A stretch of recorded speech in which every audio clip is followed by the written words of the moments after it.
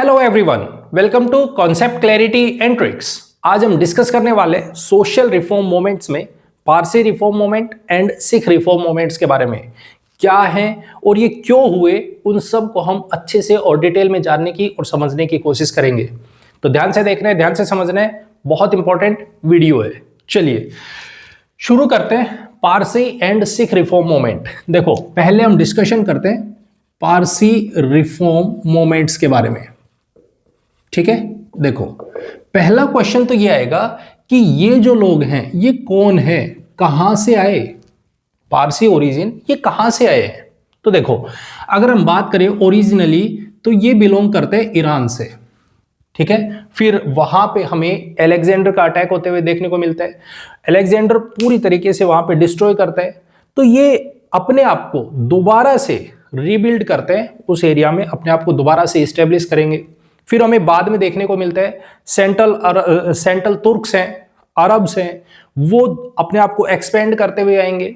जब वो एक्सपेंशन करेंगे तो दोबारा से इनके एक तरीके से हम बात करें तो ये दोबारा वहां पे डिक्लाइन में जाने की शुरुआत करेंगे कि भाई क्योंकि अरब्स आ रहे हैं, ठीक है, तुर्क्स आ रहे हैं, ये एक्सपेंशन कर रहे हैं और इनका स्टेटस दोबारा से खतरे में आ रहा है कि भाई अब कहां रहे। तो यहां से इन्होंने माइग्रेट करना शुरू किया और ये माइग्रेट करते हुए आते किधर, इंडिया की तरफ। और इंडिया में भी हमें गुजरात वाले रीजन में आते हुए देखने को मिलते हैं। गुजरात में एक जगह है जिसका नाम है संजान, ठीक है। इधर ही आते हैं। अब इसमें ऑलरेडी एक रूलर बैठा हुआ है जो इसको गवर्न कर रहे हैं। अब वो देख रहे हैं कि भाई बाहर से, अब ऐसा तो है नहीं कि दो चार आदमी आ रहे हैं चलो भाई ठीक है उनको रख लिया जाए, लाखों की में हजारों की संख्या में यहां पे लोग निकल के आ रहे हैं और वो गुजरात वाले एरिया में घुसने की कोशिश कर रहे हैं। अब बात को समझो, इन लोगों का कल्चर अलग, लैंग्वेज अलग, सब कुछ अलग है और ये लोग यहां पे एंटर कर रहे हैं। तो रूलर के दिमाग में क्या चीज चलेगी कि भाई ये लोग जो आ रहे हैं, जो इंडिया में एंटर करने की कोशिश कर रहे हैं, इनका माइंडसेट क्या है, ये किस थॉट प्रोसेस से आ रहे हैं। क्या आए थे, जो पहले हमें देखने को मिलते हैं, मुगल्स देखने को मिलते हैं, आए अलग माइंडसेट से थे, अब उन्होंने अपने आप को दोबारा अपने आप को इस्टेब्लिश किया, वहां पे रूल करना शुरू कर दिया। तो राजा के दिमाग में यही चल रहा है कि इन लोगों का माइंडसेट क्या है, क्या ये हमारे लिए खतरा बन जाएंगे या फिर हमारे साथ में मिलके चलेंगे। तो इसके लिए यहां पे जो रूलर बैठा हुआ है इसने अपने कमांडर को बुलाया, बोले भाई सुन इधर आ। बोले हाँ जी बोलो। तो इसको बोला कि एक काम कर, ये जो पारसी कम्युनिटी के जो लोग हैं इनके लीडर के पास जाओ। बोले ठीक है, और साथ में एक कप लेके जाना, या हम बात करें एक मग जिसमें दूध हो, दूध का भर के लेके जाओ, ठीक है। एक मग लो, उसको दूध से भरो और दूध से भर के उसको लेके जाइए पारसी कम्युनिटी के लीडर के पास। बोले ठीक है, क्या करना क्या है। बोले आप लेके जाओ, बस जो होगा देखेंगे, आगे देखेंगे, उनका माइंडसेट समझना हमें, ठीक है। तो ये यहां से दूध का मग लिया और इनके लीडर के पास लेके गए। अब जैसे ही इनके लीडर के पास पहुंचा तो इनके लीडर को जब वो दिया कि भाई ये दूध है और ये राजा ने दिया है आपके लिए। अब बैठ के 2 मिनट के लिए तो वो लीडर सोच रहा है कि आखिर मेरे लिए ये दूध का ग्लास क्यों भेजा है, सोचना चाहिए मेरे को इस पे। तो वो इस पे थोड़ा सा डिस्कशन करते हैं, फिर उसको समझ आता है कि आखिर राजा क्या देखना चाहता है। तो उसने सबसे पहले लीडर ने अपने कमांडर को बुलाया कि बोले भाई इधर आओ। बोले हाँ जी। बोले इस दूध को चेक करो, टेस्ट करो। तो उसने कहा ये तो फीका है, जो दूध उन्होंने राजा ने भेजा है वो तो फीका है। बोले ठीक है, एक काम करो, इसमें 1 चम्मच चीनी लेके आओ और वो इसमें मिक्स करो और डिजोल्व करो और डिजोल्व करके वापस से भेज दो, ठीक है। तो 1 चम्मच इसमें चीनी डाली और चीनी डाल के वापस इसके कमांडर के हाथ और इसको वापस भेज दिया राजा के पास में, ठीक है। अब राजा के पास वापस आया, बोले जी दूध का गिलास तो आ गया उल्टा। बोले अच्छा कितना आया। बोले तो पूरे का पूरा जैसा हमने भेजा था वैसे का वैसा आ गया, इसमें कोई चेंज नहीं है। बोले नहीं है। तो यहां पे कमांडर ने पूछना शुरू किया कि आप क्या देखना चाहते हो, यहां से क्या सीखना चाह रहे हो। तो राजा ने कहा कि देखो मैंने ये जो दूध का गिलास भेजा इसका मतलब ये था कि देखो हमारा जो स्टेट है, जो हमारा स्टेट है, ये स्टेट पूरी तरीके से भरा हुआ है, फुल है, इसमें पहले से ही लोग रह रहे हैं, इसमें जगह नहीं है किसी की भी। हम किसी बाहरी जो भी लोग आ रहे हैं, हम उनको यहां पे जगह नहीं दे सकते। और अगर ये हमारे लिए हार्मफुल होते, अगर ये हमें कोई प्रॉब्लम क्रिएट करते, तो ये दूध का गिलास खाली मिलता। उनका माइंडसेट होता है कि इस पे कब्जा करना है, कंट्रोल करना है हमें। तो ये इस माइंडसेट को देखना चाह रहा था। लेकिन उन्होंने कहा कि जिस तरीके से, बोले एक काम करो, इसको टेस्ट करो, ये जो दूध का गिलास वापस आया इसको जरा टेस्ट करो। तो यहां पे टेस्ट करके देखा, बोला जी ये तो मीठा है। बोला अच्छा, हमने भेजा था उसमें तो हमने कोई मीठा नहीं डाला, ये तो मीठा है।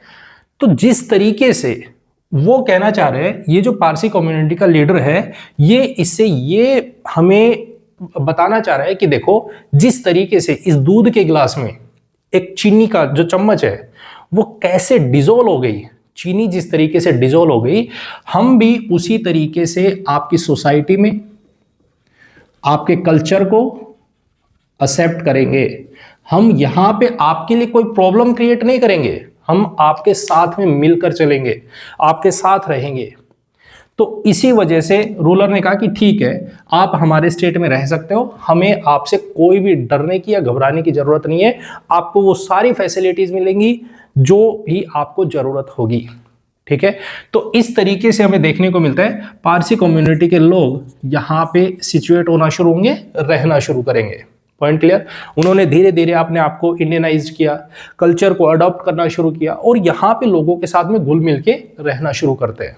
पॉइंट समझ आया? पॉइंट समझ आया? उसके बाद इनका एक फेस्टिवल आता है जो न्यू ईयर का होता है, जिसको हम बोलते हैं नवरोज। नवरोज जिसको ये सेलिब्रेट करते हैं। इसी तरीके का फेस्टिवल हमें मुगल कोर्ट्स में भी देखने को मिलते हैं, जहां पे सेलिब्रेशन होता हुआ नजर आता है। अब यहां पे ये सब चीजें नॉर्मल चलती हैं, लोग अपने आप को इस्टेब्लिश करके रहते हैं, यहाँ पे पूरी तरीके से इंडियन कल्चर के साथ में मिलकर चलते हैं, इंडिया के लोगों के साथ में मिलकर चलते हैं। तो ये सारी की सारी कंडीशन हमें देखने को मिलती है कब तक? जब ब्रिटिशर्स आना शुरू होते हैं। जब ब्रिटिशर्स यहाँ पे आना शुरू होंगे तो ब्रिटिशर्स के साथ में कुछ मिशनरीज भी आएंगे और ये मिशनरीज क्या करेंगे? क्रिश्चियनिटी को स्प्रेड करने की कोशिश करते हैं कि भाई देखो क्रिश्चियनिटी को फॉलो करो। जबरदस्ती वो लोगों को थोपने की कोशिश करते हैं, उनको कहते हैं कि भाई हमारा रिलीजन अपनाइए, क्रिश्चियनिटी की तरफ जाइए। ठीक है, तो कुछ पारसी ओरिजिन के लोग हैं जो ये चीज भी करेंगे कि अपना रिलीजन चेंज करेंगे। ठीक है, और वो क्रिश्चियनिटी की तरफ जाएंगे। तो धीरे धीरे लोगों ने देखना शुरू किया कि भाई जो हमारे लोग हैं इसमें बहुत तरीके के चेंजमेंट देखने को मिल रहे हैं। सबसे बड़ा रिलीजन को लेके क्या? पहली चीज तो लोग अपने रिलीजन को ही चेंज कर रहे हैं। ठीक है, दूसरी चीज यहां पे एजुकेशन को लेके कि हमारे पास में किसी भी तरीके की एजुकेशन नहीं मिल पा रही है, हम अपने आप को एनलाइटन ही नहीं कर पा रहे हैं। यहां पे पर्दा सिस्टम है, पर्दा सिस्टम। यहां पे हमें देखने को मिलता है कि एक तरीके से सोसाइटी में हमें अलग तरीके से ट्रीट किया जा रहा है या हमें दबाया जा रहा है। तो हमें अपने आप को रिफॉर्म करना चाहिए, एनलाइटन करना चाहिए, एनलाइटन। ठीक है, तो इन चीजों को देखते हुए, इन बातों को ध्यान में रखते हुए यहां पर पारसी रिफॉर्म्स होना शुरू होते हैं। कुछ लोग अपने आप को उठाने की कोशिश करेंगे और कहेंगे कि हमारी सोसाइटी में जो इंटरकास्ट मैरिजेस हो रहे हैं इनको भी रोकना पड़ेगा, इनको भी दबाना पड़ेगा, हमें इनको लेके कुछ रिफॉर्म्स करने पड़ेंगे, अपने सोसाइटी में चेंज करने की जरूरत है। ठीक है, तो यहीं से शुरू होता है हमारे पास में पारसी रिफॉर्म्स और इसमें कुछ लीडर्स निकल के आते हैं। जैसे हम बात करें तो दादा भाई नौरोजी की, जैसे हम बात करें तो इसमें कुछ लीडर्स निकल के आएंगे। देखिए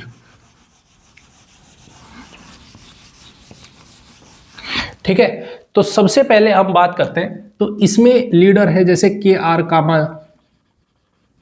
ठीक है, दादा भाई नौरोजी हो गए, दादा भाई नौरोजी। नौरोजी फरनोदी, एक तरीके से हम ये बात करें तो नौरोजी फिरदौंजी, नौरोजी फिरदौंजी, फिरदौंजी, ठीक है। अगर हम बात करें तो एस एस बेंगोली की बात करें तो ये कुछ लीडर्स यहां से निकल के आएंगे। इन्होंने इस्टेब्लिश किया एक ऑर्गेनाइजेशन जिसका नाम है RMS, जिसको हम बोलते हैं दैट इज रहनुमाई मज्द दयासनी सभा।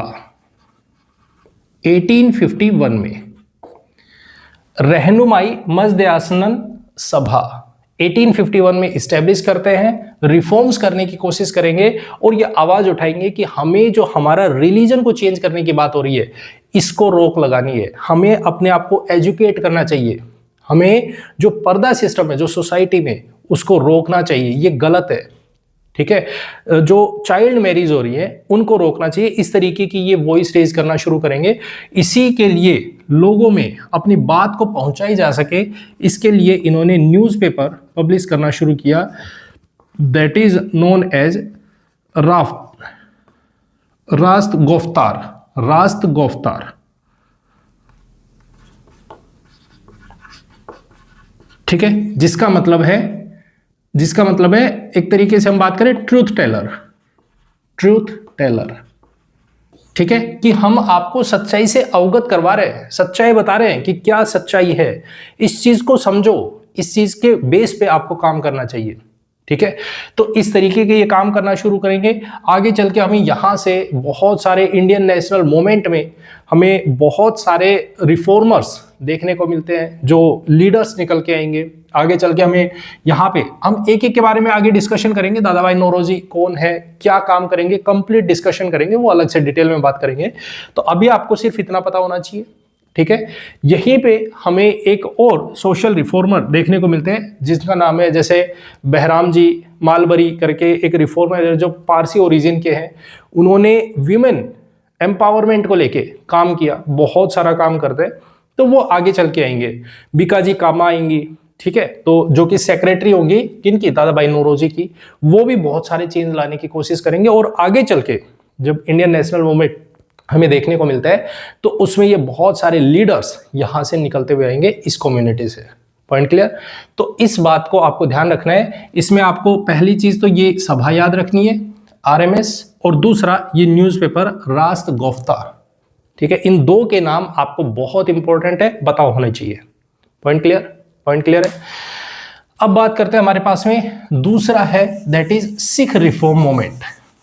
सिख रिफॉर्म मूवमेंट क्या है उसे समझने की कोशिश करते हैं। देखो,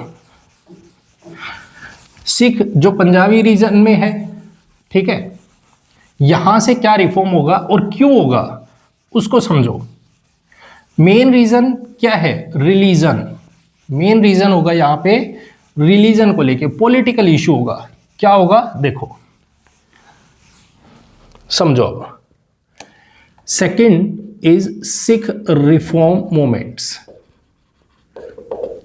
देखिए यहां पे पहले हम ये समझते हैं कि आखिर यहां पे रिफॉर्म्स क्यों होंगे और क्या वजह थी, ठीक है। देखो, अगर हम बात करते हैं तो 1799, ठीक है, यहां से 1839 का जो पीरियड है, यहां पे हमें देखने को मिलता है रूलर जो पंजाब वाले रीजन में है वो है महाराजा रणजीत सिंह, महाराजा रणजीत सिंह, ठीक है। इनके हाथ में पूरी तरीके से कंट्रोल है, सारे का सारा जो भी कंट्रोल है पंजाब वाले रीजन का, जो वहां पे हमें 12 मिसल देखने को मिलती है और वो किस तरीके से उनको चलाते हैं, वो पूरा कंट्रोल इनके हाथ में है, स्ट्रॉन्ग पावर है। इनकी होती है डेथ 1839 में। तो धीरे धीरे यहां से जो कंट्रोल है, पंजाब का जो कंट्रोल है, वो धीरे धीरे निकल के किनके हाथ में जाना शुरू होता है? ईस्ट इंडिया कंपनी, या हम इसको बोल सकते हैं ब्रिटिशर्स, ठीक है, इनके हाथ में जाना शुरू होता है। अब ब्रिटिशर्स यहां से क्या करेंगे? अपना कंट्रोल बनाने की कोशिश करेंगे कि जो भी लोग हैं वो इनके हाथों में चले, इनकी कठपुतली बन के चले। इसके लिए इनको दिखता है यहां पे जो सबसे इंपॉर्टेंट है गुरुद्वारास, और गुरुद्वारास में जो इंपॉर्टेंट आदमी है वो है महंत, क्योंकि मेन चीज क्या है, कम्युनिटी, रिलीजन को लेके है। ठीक है, आप उस बंदे को पकड़ लो जो सबसे बड़ा है, रिलीजन जिसके बेस पे चल रहे हैं, जिसको लोग सबसे ज्यादा फॉलो करते हैं। तो इन्होंने, ब्रिटिशर्स ने क्या किया, गुरुद्वारा में जो महंत बैठे हैं इसको अपॉइंट करना शुरू करते हैं। इन्होंने कहा कि महंत को उठाओ और इसकी जो अपॉइंटमेंट है, इसकी अपॉइंटमेंट हम करेंगे। इसकी अपॉइंटमेंट हो, इसको किस तरीके से रहना चाहिए, किस तरीके से रखना है, पूरा कंट्रोल हमारा होगा। मतलब पूरी तरीके से जो कंट्रोल है वो कंट्रोल ब्रिटिशर्स का है, और ब्रिटिशर्स के साथ में मिलकर महंत चलेगा। मतलब एक तरीके से क्यों कंट्रोल करना चाह रहे हैं, ताकि ये ब्रिटिशर्स के लिए लॉयल रहे। इसी की वजह से हमें यहाँ पे करप्शन होता हुआ नजर आएगा, बहुत ज्यादा करप्शन। महंत होगा वो करप्ट होगा, क्योंकि उसको आगे चल के जो जवाब देना है वो किसको देना है, ब्रिटिशर्स को। तो ये सारे के सारे इश्यूज है सिख रिफॉर्म्स में। यहां पे जो मेन इशू उठेगा वो कहेंगे कि भाई क्यों ये जो ब्रिटिशर्स हैं ये क्यों तो यहां पे महंत को अपॉइंट कर रहे हैं, क्यों उनको हटा रहे हैं। ये काम तो हमारा है, हम करेंगे। हमारी कम्युनिटी में किस तरीके से रहना चाहिए, कौन महंत होना चाहिए, ये तो हमारी डिस्कशन है, हमारी सोसाइटी है, हम देखेंगे, हम जानेंगे। तो इस बेसिस पर यहाँ पे इशू रेज होना शुरू होता है, और इसी को चेंज करने के लिए हमारे पास में सिख रिफॉर्म्स देखने को मिलते हैं। पॉइंट समझ आया, पॉइंट समझ आया। तो मेन मुद्दा क्या है, महंत को लेके, मतलब पूरा कंट्रोल यहाँ पे हमारा होना चाहिए, ब्रिटिशर्स का होना चाहिए नहीं। ब्रिटिशर्स को हटाना है और हमें हमारा कंट्रोल चाहिए। इस चीज को लेके सिख रिफॉर्म मूवमेंट होना शुरू होंगे। ठीक है, तो इसके बैकग्राउंड में जाने की कोशिश करते हैं और समझते हैं कि क्या चल रहा है और किस तरीके से होगा। देखो, अगर हम बात करते हैं पंजाब में, जो सिखों में बात करें, तो यहां पे दो लोग निकल के आते हैं जिनकी आइडियल्स को, जिनकी टीचिंग्स को यहां पे कुछ समझा जाता है, प्रीचिंग्स को माना जाएगा या उनके बारे में बातें होंगी। वो होंगे, एक तो होंगे गुरु नानक जी, गुरु नानक जी, और दूसरे हैं गुरु गोविंद सिंह जी। ठीक है, ठीक है। कुछ लोग होंगे जो ये कहेंगे कि भाई हम गुरु नानक जी की बातों को मानना चाहिए, हमें जो गुरु नानक जी ने जो बातें बोली है, जो उनके आइडियल्स है, जो उनके थॉट्स है, हमें उनको फॉलो करना चाहिए। वही सबसे प्योर थॉट्स है, वही सबसे प्योर बातें हैं, हम उन्हीं को ही फॉलो करते हुए चले और उन्हीं को मानना चाहिए। ठीक है, इन्हीं के लिए कुछ ग्रुप जो इनके फॉलोअर्स हैं, इनका ग्रुप बनता है, उनको बोलते हैं हम निरंकारीज। निरंकारीज क्या बोलते हैं इनको, निरंकारीज। ठीक है, अगर हम बात करें गुरु गोविंद सिंह जी की, तो कुछ लोग कह रहे हैं नहीं, हमें गुरु गोविंद सिंह जी ने जो बातें बोली है, उनके जो थॉट्स हैं, हमें उनको फॉलो करना चाहिए, वही सबसे आइडियल है। तो इन्हीं के जो फॉलोअर्स हैं, इनका ग्रुप बनता है और उनका नाम बोला जाता है, दैट इज नामधारी, नामधारीज। ठीक है, पॉइंट क्लियर। इनके जो हेड हैं उनका नाम है राम सिंह जी, राम सिंह। इनके डिसाइपल हैं, वो हैं दैट इज बालक सिंह, बालक सिंह। ठीक है, ठीक है, वो इनको चला रहे, गवर्न कर रहे हैं। अब क्या होगा, क्योंकि बात कहां पे हो रही है, पॉलिटिकल इशू को, क्योंकि ये चाहते हैं हमारी सोसाइटी में रिफॉर्म हो। अब रिफॉर्म करने के लिए इनके लिए मुद्दा क्या मिला कि भाई सारा मुद्दा है पॉलिटिकल इशू का, हमें ये खत्म करना है, हमें ब्रिटिशर्स का कोई भी इंटरफेरेंस नहीं चाहिए, हमारी सोसाइटी को बदलना है तो हम बदलेंगे, अपने हिसाब से बदलेंगे। वो कौन होते हैं, उन्हें क्या पता हमारी सोसाइटी को किस चीज की जरूरत है, तो हमें चाहिए हमारा कंट्रोल। ठीक है, इसके लिए हमें देखने को मिलता है कुका रिवोल्ट, देखने को मिलता है कुका रिवोल्ट। तो जैसे ही हमें पारसी रिफॉर्म्स देखने को मिलते हैं, इसी के पैरेलल टाइम में हमें देखने को मिलता है सिख रिफॉर्म्स भी शुरू होते हैं और वहां पे चेंज होने की शुरुआत होगी। पॉइंट क्लियर, पॉइंट क्लियर है। तो ये कुका रिवोल्ट करेंगे, आगे चल के हम डिस्कशन करेंगे कि किस तरीके से जो रिएक्शंस आते हैं वो कैसे आएंगे, वो वहां पे डिस्कशन करेंगे। ठीक है, अब 1870s का पीरियड आता है, तो वहां पे सबसे पहले सिखों ने देखा कि भाई हमें अगर कंट्रोल चाहिए तो हमें पहले अपने आप को उठाना पड़ेगा, अपने आप को एजुकेट करना पड़ेगा। उसके लिए हम क्या करें, तो यहां से हमें देखने को मिलते हैं 1873 में एक ऑर्गेनाइजेशन निकल के आते हैं जिसका नाम है सिंह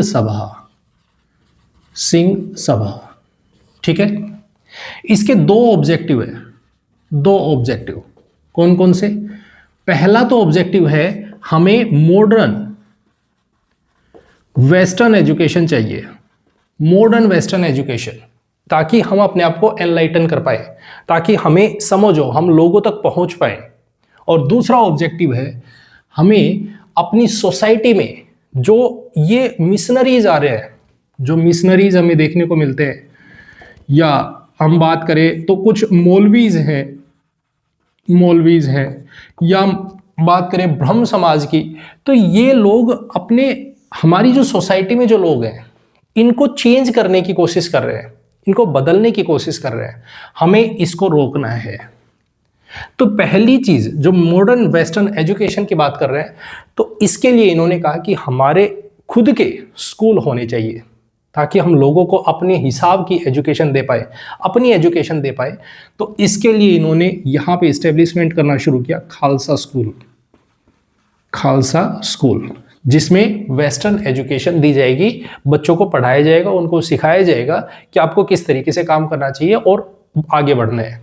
दूसरी चीज, मिशनरीज और मौलवीज इनको लेके कि सोसाइटी में जो चेंज हो रहे हैं, जो लोग अपने रिलीजन को बदल रहे हैं, उनको लेके इन्होंने बोला कि जो भी लोग गुरु की थॉट प्रोसेस पे चल रहे हैं, जो गुरुजी ने बोले हुए हैं उनके थॉट प्रोसेस पे चल रहे हैं, उन बातों को फॉलो कर रहे हैं, तो उनकी रिस्पेक्ट होगी, अदरवाइज उनको रिजेक्ट किया जाएगा। तो इस तरीके से ये सोसाइटी में चेंज लाने की शुरुआत करेंगे। यहां से ये स्कूल एनलाइटन करना शुरू करेगा, लोगों में एनलाइटनमेंट आएगी, लोग यहाँ पे जागना शुरू करेंगे कि भाई समझो क्या रियलिटी है, क्या सोसाइटी में चल रहा है। और सबसे बड़ी चीज, हमें जब ये एनलाइटन होते हैं तो इनके दिमाग में आना शुरू होता है हमें चाहिए कंट्रोल, और वो किसका चाहिए, हमारा खुद का चाहिए, अपना चाहिए। इसमें जो ये थर्ड पार्टी है, जो ये बिचौलिए बैठे, जो दलाल बैठे, ब्रिटिशर्स बैठे हैं, हमें इनका कोई काम नहीं है, ये हमारे लिए कोई फायदेमंद नहीं है। हमें इनको हटाना है और हमारी सोसाइटी में खुद का कंट्रोल करना है, अपने हिसाब से बदलेंगे जो बदलेंगे वो।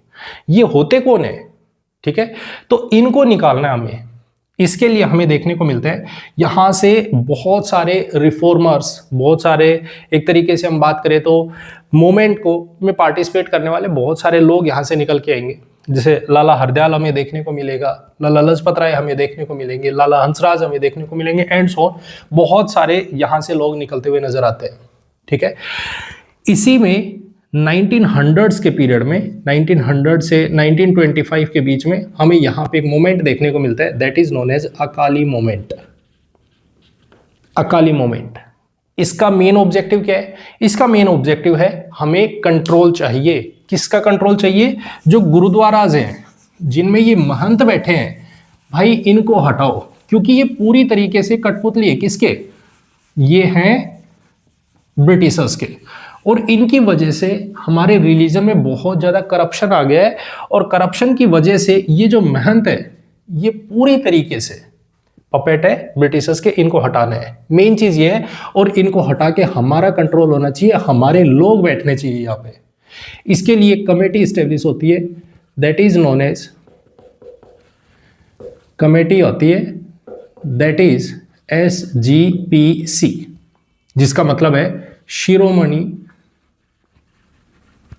गुरुद्वारा प्रबंधक कमेटी, ठीक है। इस कमेटी की स्टैब्लिशमेंट करते हैं कि हमें हमारा कंट्रोल चाहिए, हमें अपने आप को स्टैब्लिश करना है, ठीक है। ये काम करते हैं, अवेयर करना शुरू करते हैं। फिर हमें देखने को मिलेगा इस पीरियड में 1919 में जलियांवाला बाग कांड होता है, जलियांवाला बाग, ठीक है। फिर 1920s में हमें देखने को मिलता है, that is Nankana Sahib, Nankana tragedy देखने को मिलती है, ठीक है। फिर हमें देखने को मिलता है 1921 में हमें देखने को मिलता है जिसको हम बोलते हैं गुरु का बाग ट्रेजेडी एंड सो ऑन। इस तरीके से ये आगे चल के समझेंगे, एक एक के बारे में हम आगे डिटेल में डिस्कशन करेंगे कि किस तरीके से ये होते हैं। जब हम उस फेज में जाएंगे तो वहां पे डिस्कशन करेंगे। तो ये ट्रेजेडीज होती है। अब इनके बाद हमें देखने को मिलता है कि जब ये सारी चीजें हो रही है तो लोगों ने बोला भाई अब बहुत हो गया है, कुछ भी हो जाए अब कंट्रोल हमें हमारे हाथ में चाहिए। क्योंकि यहाँ पे जो कांड करवा रहे हैं, ननकाना ट्रेजेडी जो होती है, इसमें महंती खुद अपने ही लोगों पे गोलियां चलवा देते हैं, अपने ही लोगों को मरवाते हैं। तो लोगों ने बोला कि इस सिस्टम को पूरी तरीके से खत्म करना चाहिए और इसको हटाएंगे हम। तो यहां से हमें देखने को मिलता है 1925 में SGPC एक्ट आता है और इसके थ्रू 1925 में जो पूरा कंट्रोल है, गुरुद्वाराज का जो कंट्रोल है वो दिया जाता है किसको? सिखों के हाथ में। कि भाई अब से ब्रिटिशर्स का इनको कोई रोल नहीं होगा, कोई इंटरफेरेंस नहीं होगी, वहां से आप कंट्रोल करोगे, अपने हिसाब से चलाओगे। ठीक है, पॉइंट क्लियर। इसी के कंटेम्प्ररी हमें देखने को मिलता है कि मोंटेग्यू चेम्सफोर्ड रिफॉर्म आते हैं, वहां पे डिवाइड एंड रूल का खेल खेलना शुरू करेंगे ब्रिटिशर्स, इस बात को देखते हुए कि सिखों को अलग से इलेक्टोरेट दिया जाता है। क्या होता है वो हम आगे चल के उन रिफॉर्म मूवमेंट में वहां पे हम देखेंगे। जो एक्ट आएगा 1919 का एक्ट आएगा उसमें समझेंगे कि क्या है क्या नहीं है। तो आपको इतना समझना है सिख रिफॉर्म मूवमेंट में पहली चीज आपको ध्यान रखनी है कौन सा? सिंह सभा। दूसरी चीज आपको याद रखना है अकाली मूवमेंट। ठीक है, वहां से SGPC की स्टेब्लिशमेंट होती है, इस चीज को आपको ध्यान रखना है। Point clear? पॉइंट क्लियर है। तो ये है हमारे पास में Parsi and Sikh reform movement. I hope आपको वीडियो अच्छी लगी तो इसे लाइक कमेंट एंड शेयर जरूर करें। चैनल को सब्सक्राइब नहीं किया है तो प्लीज चैनल को सब्सक्राइब जरूर करें। मिलते हैं नेक्स्ट वीडियो में। Thank you very much and have a nice day. Bye bye, take care.